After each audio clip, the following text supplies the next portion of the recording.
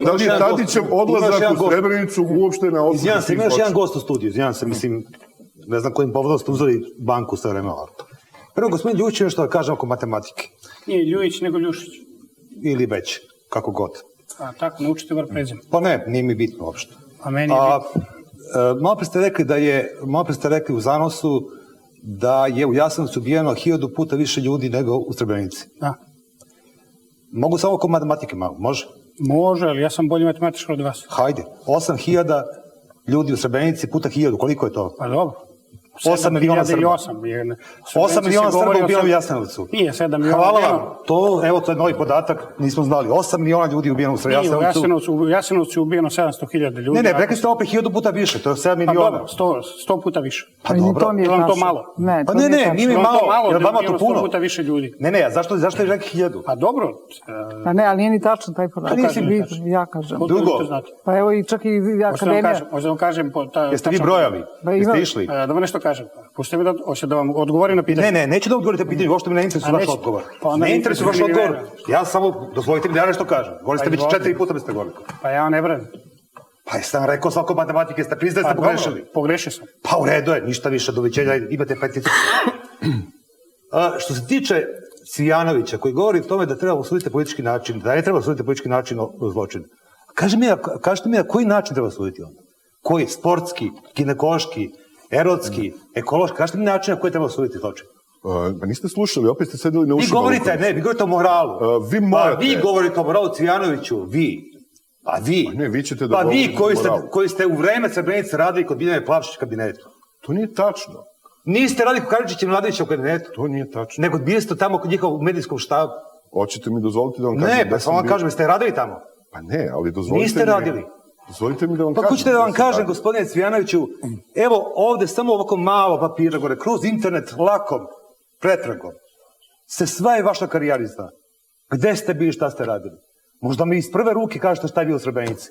Tamo ste vidjeli su mesta. Da vam kažem, vi ne umete da... Ja govorim sad Cvijanoviću, Kad budete došli na vreme... Ne možete beskrajno da lažete i da pričate gluposti. Da. Dozvolite da kažem gospodinu. Vi ste, gospodine Cvijanoviću, radili kod Biljane Plavšić u njenom kabinetu. Nije tačno. Radili ste u Republici Srpskoj, radili ste u Crnu. I vi nam možete reći o Srebrenici iz prve ruke. Šta je tamo zaista bilo? I se družili s ratnim zločincima gore. Ste čuli možda neke podatke gore? Vi nam posle svega, posle 10 godina dolazite u Srbiju ovde. Odakle dolazite vi? Iz Republike Srpske. Kao i mnogi kadrovi novinarski. Ljiljana Smajlović, Slobodan Reljić, Željko Vuković ovde. Što niste ostali u vašoj Republici Srpskoj, da tamo tu republiku koju ste nas zločinu izgradili, da tamo radite novinarski posao. Došli ste ovde. Ajmo, teško. Došli ste, kakve optužbe? Kakve optužbe? Ako vam je neko od ovih imena koja ste pomenuli uzeo posao, uradio je dvostruku korist. Pa da. Specijalno sam Ljiljana Smajlović. Samo da kažem jednu stvar, molim vas kako mediji prenose gore. Posle snimka ubistva Bošnjaka u Trnovu, koja je zaprepacio ceo svet, u njemu se pojavio tekst Ljiljane Smajlović, koleginice dotičnog, koja je ispod frejma zločina postavlja pitanje ko su žrtve, a ko zločinci. Znate šta? Kad bi neko u Izraelu, u Nemačkoj, bilo gde, postavio sliku iz Auschwitza sa Jevrejima i sa kapovima, da ispod toga postavi caption, mali tekst, ko su zločinci, ko žrtve, da li bi ta novinar ikada igde mogao da radi? Ne, kod nas je potpuno normalno. Dakle, oni su ubijeni, ubijeni su zločinci. Vi ste radili u novinama i još uvijek ne znate da autor teksta ne potpisuje fotografije, najčešće. Meni to govorite. Da to čini neki... Meni to govorite. Vama govorim jer manipulišete ponovno. Branite Ljilju Smajlović. Naravno da branim Ljilju Smajlović. Ljilja Smajlović je sjajno ime novinarsko. Fantastično. Ajmo da ne ulazimo sad u detalje. Daleko bilo da budemo u tome. Pa naravno. O to vam govorim. Da li stvarno smatrate da je potpis po slike, ko su džati, ko su žrtve posle onoga, da je normalan? Ne mislim da je normalan, ali ne mislim da zbog toga treba ispljuvati Ljilju Smajlović. To je normalan! Pa izvinite, ako ste ikad radili u novina, mislim da jeste, gore, svaki novinar gleda svoj tekst i gleda šta piše ispod njega. Nemojte me tome govoriti o tehnikalijama, Cvijanoviću. Da li gledate vi? Bar dok ste vi bili, ako ste naučili novinarstvo u štabu Biljane Plavšić, to je druga stvar, potpuno. Ajde, ste radili u kabinetu? Ne, nikada nisam radio u kabinetu Biljane Plavšić. Biljanu Plavšić sam upoznao 1997. u vreme kada je pokretala otpor protiv Radovana Karadžića. A ranije Cvijanović, mnogo ranije. Kažite mu da prestane, hoću da završim. Ne, ranije rečenicu. Cvijanović.